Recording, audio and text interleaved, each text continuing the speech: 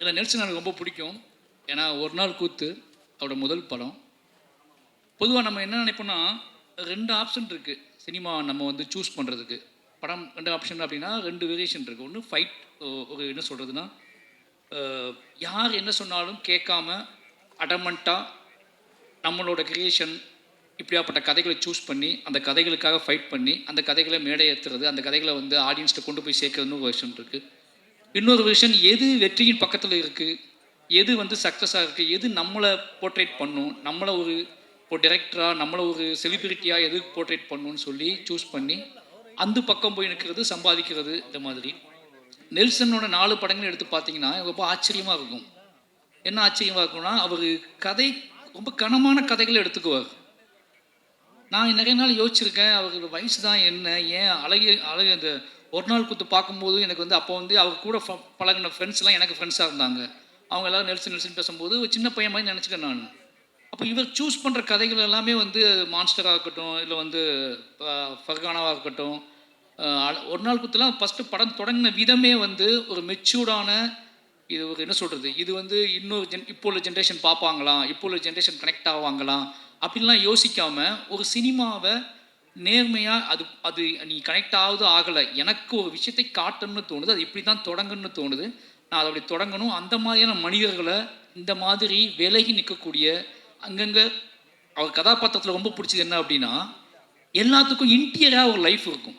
எல்லா கேரக்டர்ஸுக்கும் இன்டீரியராக ஒரு லைஃப் இருக்கும். வெளியே நம்ம எல்லாம் ஜாலியாக இருப்போம், ஆடுவோம், பாடுவோம், என்ன ஏதோ பண்ணுவோம்.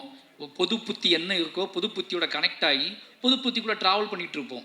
பட் இன்டீரியராக இருக்கிறத நம்ம வந்து பெருசாக எஸ்டாப்ளிஷ் பண்ண மாட்டோம். அது நமக்கு பிடித்தமான மனிதர்கள்ட்ட, கேர்ள் ஃப்ரெண்டுகிட்டையோ இல்லை அவங்ககிட்ட கூட நம்ம மறைக்க ட்ரை பண்ணுவோம். அவருடைய 4 படத்துலையும் பார்த்தீங்கன்னா அந்த கேரக்டர்ஸ், அவரோட கேரக்டர்ஸ் இன்டீரியரான அவன் மனசுக்குள்ளே இருக்கக்கூடிய அந்த மனசுக்குள்ளே கேட்டுக்கிட்டே இருக்கக்கூடிய ஒரு பாட்டுக்கு அவங்க ஆடியிருப்பாங்க, மனசுக்குள்ளே கேட்டுக்கிட்டே இருக்கக்கூடிய ஒரு கேள்விக்கு அவங்க பதில் பேச ஆரம்பிச்சிருப்பாங்க, மனசுக்குள்ளே கேட்டுக்கிட்டே இருக்கக்கூடிய மனசுக்குள்ளே வந்து வரைஞ்சிக்கிட்டே இருக்கக்கூடிய ஓவியத்தை வெளியே காட்ட ட்ரை பண்ணுவாங்க. இப்படியாப்பட்ட கேரக்டர்ஸை அவர் கிரியேட் பண்ணுறாரு. அது என்ன அப்படின்னா எங்கள் ஜென்ரேஷன் டேரக்டர்ஸ் தான் நெல்சன். எங்கள் ஜென்ரேஷனில் அவர் தனியாக இருக்கார். நான் நினைக்கிறது அப்படி தான் நினைக்கிறேன். அவர்கிட்ட வந்து ஒரு சோசியல் ரெஸ்பான்ஸ் இருக்குது, ஒரு சமூக பொறுப்பு இருக்குது. அதே நேரத்தில் அதை எல்லாத்துக்குள்ளேயும் நம்ம எல்லா தளத்துலேயும் இயங்கக்கூடிய, அது ஐடியாக இருக்கட்டும், ஐடி பீப்புளாக இருக்கட்டும், அது எஃப்எம் மாதிரி ஒரு இதுவாக இருக்கட்டும், ஒரு வீட்டுக்குள்ளே அடைஞ்சு கிடக்கிற பொண்ணாக இருக்கட்டும், அல்லது மான்ஸ்டர் மாதிரி அந்த எல்லாத்துக்கும் அப்படி தனித்த அங்கங்கே விடுபட்ட தென்படக்கூடிய டக்குன்னு தென்படாத கேரக்டர்ஸ்களோட உள்ளுக்குள்ள இருக்கிற வாழ்க்கையை படம் பிடிச்சி காட்டுறதுல அவருக்கு எங்கேயாவது ஒரு மேடை கிடைக்காதா? ஏன்னா அவர்கிட்ட பேசினது இல்லை. அவர் படம் பார்க்கும்போது எனக்கு தோணும், இந்த படம் வந்து அப்படியே ஒரு ஆற்றுல இலையை தூக்கி போட்டால் அது பார்த்து ட்ராவலாகி மெதுவாக போயிட்டுருக்குல்ல, அந்த மாதிரி எந்த சலனமும் இல்லாமல் எந்த பெரிய ஆர்ப்பாட்டமும் இல்லாமல் நீங்கள் ஒரு நாவல் படிக்கிற மாதிரியான உணர்வுகளை தரக்கூடிய படங்களை எடுக்கக்கூடியவர் தான் நெல்சன். நீங்கள் மான்ஸ்டரில் பார்த்தீங்கன்னா எப்படியான காமெடி பண்ணலாம், ஆனால் அதுலேயும் சென்சிபிளான காமெடிஸ் தான் பண்ணியிருப்பார். அதை வச்சுக்கிட்டு கோக்கு மாக்கெல்லாம் பண்ணியிருக்க மாட்டார். இது ஏதாவது ஒரு ஸ்டேஜ் கிடைக்காதான்னு நான் ஏங்கியிருக்கேன் அவர்கிட்ட டிஸ்கஸ் பண்ணுறதுக்கு, அவர் பேசுகிறதுக்கு. ஏன்னா இந்த தலை ரொம்ப முக்கியமானது. அப்படி டிஎன்ஏ இது பார்க்கும்போது எனக்கு வந்து அந்த கதையை வந்து சூஸ் பண்ணதும், இந்த கதையை படம் பண்ணணும்னு சூஸ் பண்ணதும், அவரோட அந்த பயோபிக் அவரோட சினிமாகிராஃபியில் பார்க்கும்போது எனக்கு தெரியுது அவர் இந்த மாதிரி தான் சூஸ் பண்ணுறாரு. நினச்சி பார்த்தா அவருக்கு ஒரு சினிமா அறிவு இருக்குது, சினிமா வட்டம் இருக்குது. இப்போ என்ன குதிரை வேகமாக ஓடும், இப்போ என்ன படம் எடுத்தால் பயங்கரமாக ஹிட் ஆகும்னு நினச்சா ஒரு கதையை அவரால் பண்ண முடியும். ஆனால் அவர் அந்த ஒரு ஆற்றின் போக்கில் உருளக்கூடிய கூழாங்கல்லாவே இருக்காரு. அவருக்கு வாழ்த்துக்கள். நிச்சயமாக அந்த அவர் லிஸ்ட்டில் வந்து டிஎன்ஏ படமும் ரொம்ப மனசுக்கு நெருக்கமான படமாக இருந்துச்சு. அது காரணம் என்ன அப்படின்னா ஒரு நாவல் படிக்கிற மாதிரி இருந்துச்சு. குட்டியாக நம்ம ஒரு நாவல் படிப்போம்ல. என் ஹஸ்பண்ட்டை கேட்டேன் எப்படா கேட்டால் எல்லாருமே ஒரு நாவல் படித்து முடிச்சோன்னே அவங்கள்ட்ட கேட்டோம்னா அவங்க அந்த ரியாக்ஷன் தான் கொடுப்பாங்க, எந்த பக்கத்தை பற்றி பேசுகிறது அப்படின்னு சொல்லி. அந்த மாதிரி எல்லாருக்கிட்டையுமே ஒரு அமைதியும் ஒரு மௌனம் இருந்துச்சு. ஏன்னா இது வந்து இந்த படத்தை பார்க்கும்போது என்னன்னா நீங்கள் ஆர்ப்பாட்டம் இல்லாமல் ஒரு உண்மையை நேராக பார்க்குற ஃபீல் இருக்கும். இந்த படத்தை பார்க்கும்போது என்ன தோணும் அப்படின்னா ஊடு கத்திலாம் பார்க்க முடியாது. ஒரு படத்தை பார்க்கும்போது நம்ம படுத்து எந்திரிச்சு போன இடத்துல பக்கத்தில் ஒன்று நடந்திருக்கும். நம்ம பில் கட்ட கவுண்டரில் நின்றுருப்போம். அந்த கவுண்டருக்கு ஒரு கதை இருக்கும், நமக்கு தெரியாது. நம்ம ஒரு டாக்ஸியில் ட்ராவல் பண்ணியிருப்போம், அந்த டாக்ஸிக்குள்ளே ஒரு பயங்கரமான கதை இருக்கும், நமக்கு தெரியாது. நம்ம இப்படியே அங்கங்கே வாழ்க்கையில் வாழ்ந்துகிட்டே இருக்கோம். நம்ம நடந்து உட்காந்து தூங்கி சிரித்த அல்லது தவிச்ச அந்த இடத்துக்குள்ளே ஒரு பயங்கரமான ஒரு கதை இருக்கணும், ஹியூமன் வேல்யூவோட ஒரு கதை இருக்கும். அந்த கதையை சொல்லக்கூடிய ஒரு படமாக தான் டிஎன்ஏ வந்திருக்கு. நாம் வந்து நம்பி போகக்கூடிய ஹாஸ்பிட்டல், நாம் நம்பி பேசக்கூடிய டாக்டர்ஸ், நாம் நம்பி விரும்பக்கூடிய நம்மளோட துணைகள், நம்மளோட உறவினர்கள், நம்மளோட காவல் அதிகாரிகள், இவங்க எல்லாத்துக்குள்ளேயும் கூடக்கூடிய கதையை வந்து அதை சென்டர் பாயிண்ட் பண்ணி அதுக்குள்ளே ஒரு வேல்யூஸை கிரியேட் பண்ணி இது நடந்தால் என்ன ஆகணும்னு இருக்குல்ல, இப்படியாப்பட்ட மனிதர்கள் வாழ்ந்துட்டு இருக்காங்க, இப்படியாப்பட்ட மனிதர்கள் இருக்காங்க, இவ்வளோ நம்ம எவ்வளோ ஹியூமனுக்கு வேல்யூ கொடுக்குறோமோ அதே மாதிரி ஹியூமன் வேல்யூவே இல்லாத ஹியூமன்ஸ் கிரியேட் பண்ணுறக்கூடிய அந்த நாசக்கார உலகம் இருக்குல்ல, அந்த நாசக்கார உலகத்துக்குள்ளே நம்ம எப்படி நாம் அது தெரியாமல் அதுக்குள்ளே எப்படி பின்னி பிணைஞ்சு கிடக்கும் அப்படிங்கிற வெளிச்சத்தை வந்து, அப்படிங்கிற ஒரு பயத்தையும் அப்படிங்கிற ஒரு கவனத்தையும் சொல்லக்கூடிய படமாக டிஎன்ஏ வந்திருக்கு. நிச்சயமாக இந்த படம் வந்து அதர்வா ப்ரோ கூட சொல்லி ஆகணும். அவருக்கு ஞாபகம்னு தெரில, பெரிய பெருமாள் கதை சொன்ன முதல் ஹீரோ அவர் தான். ஷாக்கா இருக்கா? அப்படிதான் இருக்கும். வந்து பரதேசி பார்த்து முடிச்சுட்டு பெரிய பெருமாள் கதை எழுதி முடித்த உடனே இந்த யார்கிட்ட போகலாம் ஹீரோ அப்படின்போது, நான் முரளி சாரோட பயங்கரமான ஃபேன். இதேமே பாட்டு பாடி நமக்காக அழுத ஒரு ஜீவன் அப்படின்னு சொல்லி, ஏன்னா ஒன் சைடு லவ் அதிகமாக பண்ண தலைவர், ஓகேங்களா? அது ஒன் சைடு லவ் அப்படிங்கிறது வந்து நம்ம நினைக்கிறோம் ஒன் சைடு லவ்னா சொல்லி அது ஏற்றுக்கொள்ளாத காதல் ஒன் சைடு லவ் கிடையாது. சொல்லவே எனக்கு நீ சொல்லணும் அவசியம் கிடையாது, எனக்கு ஒன்று பிடிக்கும் அப்படின்னு ஒரு நமக்கு கெத்தை கொடுத்தது முரளி சார் தான். அவர் ஒரு பையன் ஹீரோ ஆகிட்டான்னு சொன்ன உடனே, நான் பானா காத்தாடி வந்த உடனே பெரிய பெருமாளுக்குள்ளே வச்சு யோசித்த ஹீரோ நீங்கள் தான். ஏன்னா முரளி சார் பையன் நம்மளை மாதிரி தான் இருப்பாப்புல, நம்மளை மாதிரி தான் இருப்பாப்புல, இந்த கதைக்கு பயங்கரமாக ஆப்டாவா அப்படின்னு சொல்லி மீட் பண்ணலாம் செஞ்சேன், கதை சொன்னேன். பட் ஏதோ ஒரு அவரோட பிஸி ஷெடியூலில் அந்த கதை கிளிக் ஆகலை. சொன்னால் நம்ப மாட்டீங்க, ரொம்ப ஃபீல் பண்ண அன்னைக்கு. ரசா முரளி சார் பையன் கதை பண்ணலையே, இப்போ யாரை வச்சு தான் படத்தை பண்ணுறது, வேறு ஹீரோட்ட போயிடலாமா அப்படி. வேறு ஹீரோ முரளி சார் பையனே ஒத்துக்கல இந்த கதையை. நம்மளை பார்த்து நம்ம இப்போவுமே இப்படி தான் இருக்கோம், அப்போ ரொம்ப மோசமாக இருப்போம். நம்மளை பார்த்து அவரே நம்ம டயட்டை நம்பலை, யார் நம்ப போகிறா அப்படின்னு சொல்லி பயங்கர அப்செட்டில் இருந்தேன். என் ஒய்ஃபிட்டெலாம் சொல்லியிருந்தேன் நான், அதர்வா கிளிக் பண்ணுறோம், பெரிய பெருமாள் வந்து அதர்வா தான் அப்படி சொல்லி. அது நடக்கலை. பட்டு எனக்கு தெரியும் ஒரு நாள் அவர்கிட்ட நான் ஞாபகப்படுத்தி சொல்லுவேன், இந்த பெரிய பெருமாள் உங்களுக்கு அதுக்கான சந்திப்பே நடக்கலை ரெண்டு பேத்துக்கும். ரொம்ப நாள் கழிச்சு இன்றைக்கி தான் நம்ம சந்திக்கணும்னு நினைக்கிறேன். அன்றைக்கு அப்புறம் எங்கேயாவது கிராஸ் பண்ணியிருப்போம். பட் ஆனால் பக்கத்தில் உட்காந்து எமோஷ்னலான ஒரு சந்திப்பு நடந்ததுன்னா இன்றைக்கி தான் நடந்திருக்கு. கிட்டத்தட்ட 7 வருஷம் ஆச்சு. அப்போவே இருந்து அவருக்கு மேலே ஒரு பார்வை இருந்திருக்கு. அந்த பார்வையின் அடிப்படையில் நிச்சயமாக அவர் என்ன சொல்கிறதுனா, இன்னும் உயரம் போகக்கூடிய ஒரு நடிகர் தான்.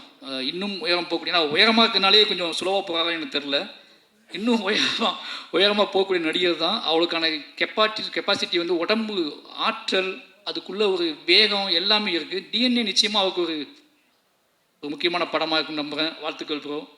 அப்புறம் படத்தின் கதாநாயகிகள் 2 பேருமே நல்லா நடிச்சிருக்காங்க, அவங்களுக்கும் வாழ்த்துக்கள். நிமிஷா அதான் சொல்லிட்டு அவங்கள பற்றி முதல்ல.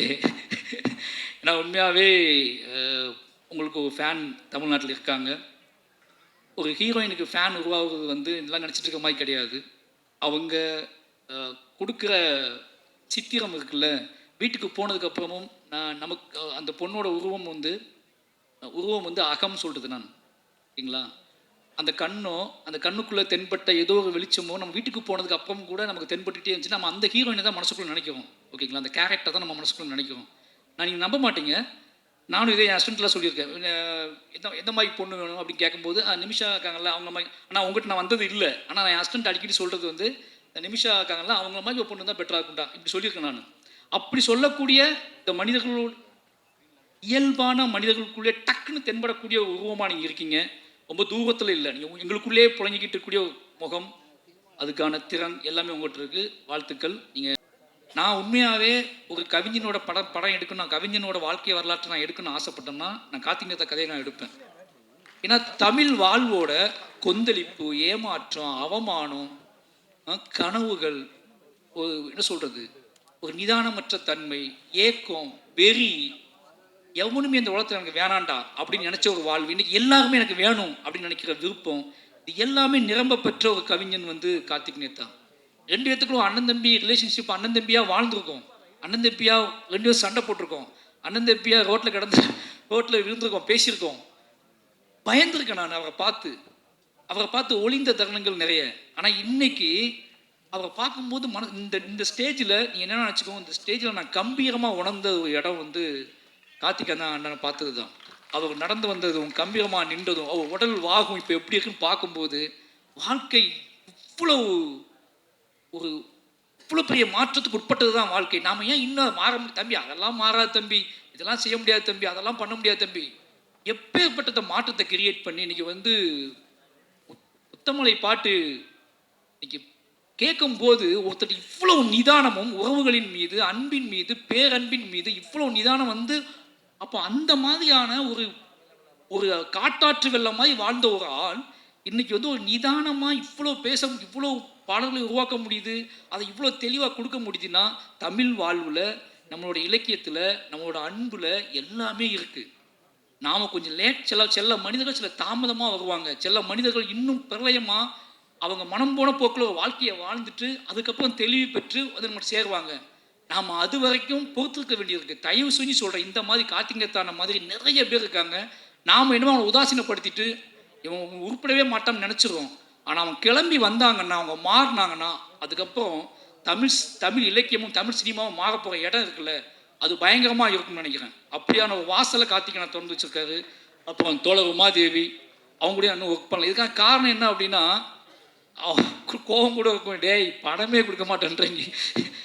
ஆனால் ரீசன் என்ன அப்படின்னா, என்னோட வாழ்வு, நான் என்னோட கம்போசருக்கு நான் உட்காந்து வேலை செய்யும்போது நானே சில வார்த்தைகள் சொல்லுவேன், அப்படியே வந்துடும். இப்போ நானே சில நாள் எழுதிடுவேன், தவிர்க்க முடியாமல் சில மியூசிக் டேரக்டர்ஸில் கொடுப்பேன். எனக்கு என்னென்னா, எனக்கு ஏதோ எழுத்து சம்மந்தமாக நான் வந்து அது என்னோட பாயிண்ட் ஆஃப் வியூவாக இருக்குன்னு ஆசைப்படுறதுனாலேயே எனக்கு என்னமோ தெரியல, அப்படி போயிடுது. எழுத்து தான் என்னை உருவாக்கிச்சு, எழுத்துச்சா என்னை செதுக்கிச்சு அப்படின்னாலேயே இன்னொருத்தர் கூட ஷேர் பண்ணி அதை சொல்லி எனக்கு டக்குன்னு தூங்கி எந்திரிச்சோடனே என்ன தோணுதோ அதை டக்குன்னு நான் அது திரைக்கதையாவோ கதையாகவோ எடுத்துக்குவேன். நான் வந்து திரைக்கதைக்கும் டீம் வைக்கல, என்கிட்ட லிரிக்குக்கும் பெருசாக நான் டீம் வைக்கல. அதுக்காக காரணம் இதுதான். எனக்கு ஒன்று தோணும், அதை டக்குன்னு போயிடுவேன். ஆனால் நிச்சயமாக இவங்கெல்லாம் பிடிக்கவங்கெல்லாம் பார்த்து பிரமிச்சிருக்கேன் நான். அப்படியாப்பட்ட எல்லா மனிதர்களும் முத்தமிழ் அவர் நான் ஒர்க் பண்ணதே இல்லை, ஆனால் சந்தோஷ் நாயன் அவங்களை பற்றி சொல்லிட்டே இருப்பார். இப்படி எல்லா டீமுமே ஏன் ரொம்ப நேரம் பேசணும் தப்பாக நினைக்காதீங்க. இவங்க எல்லாருமே இந்த டிஎன்ஏ படம் வந்து எல்லாருமே ஜெயிச்சே ஆகணும். நெல்சன் நிச்சயமாக ஜெயிச்சே ஆகணும். வெற்றி அப்படிங்கிறது என்ன தெரியுமா உங்களுக்கு? அவர் நிம்மதியாக படம் ரிலீஸ் ஆன நைட்டு நிம்மதியாக தூங்குறது. வெற்றி வேறு ஒன்றுமே கிடையாது.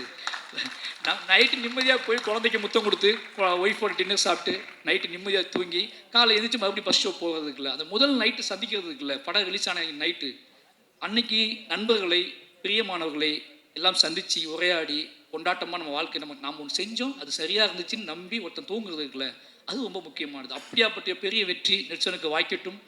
அப்புறம் திங்மி சந்தோஷ், இந்த இடத்துல நான் கூட முந்திட்டேன், அவர் ஒன்றும் படம் பார்க்கணும்னு நினைக்கிறேன், நான் பார்த்துட்டேன். அதனால் வந்து இந்த படத்தை ரொம்ப சின்ன படங்களுக்கு நிறைய சப்போர்ட் பண்ணக்கூடிய ஒரு முகமாக இருக்கார். அவருக்கும் வாழ்த்துக்கள். திங் மியூசிக் டிஎன்ஏ படத்துக்கு பயங்கரமாக சப்போர்ட் பண்ணோம். அப்புறம் இந்த பாடலை வெளியிட்டவர்கள் ரொம்ப ஆச்சரியமாக இருந்துச்சு. ஏன்னா அவர் அண்ணன் சொன்னார், இவங்க தான் வாங்கணும் தம்பி, இவங்க தான் பண்ணணும் தம்பி மேடையில் அப்படின்னு சொல்லி. சினிமாவை விட்டு ஒதுங்கி வீட்டுக்குள்ளே பூட்டி வச்சு படித்தவங்க தானே நீங்கள்? அதான் சினிமா பார்க்காத கெட்டு போயிடுவேன்னு சொல்லி அப்படி இல்லையா? சரி, அப்போ நல்ல விஷயம்தான். சினிமா பார்த்தும் நல்ல சினிமா பார்த்துருக்காங்க. ஓகே, நல்ல சினிமா பார்த்து வாழ்க்கையிலையும் பெருசாக படிப்புலையும் சரி பெருசாக ஜெயிச்ச இவங்க 2 பேர்த்துக்கும், டிஎன்ஏ டீமுக்கு வந்து சப்போர்ட் பண்ண இவங்க 2 பேர்த்துக்குமே நன்றி, வாழ்த்துக்கள். நிச்சயமாக இந்த டிஎன்ஏ படம் எல்லாத்துக்கும் சந்தோஷத்தையும் நிம்மதியும் கொடுக்கக்கூடிய, கொண்டாட்டத்தையும் கொடுக்கக்கூடிய படமாக இருக்கட்டும். வந்திருந்த அனைவருக்கும் என்னோட நன்றியும் அன்பும். தேங்க்யூ.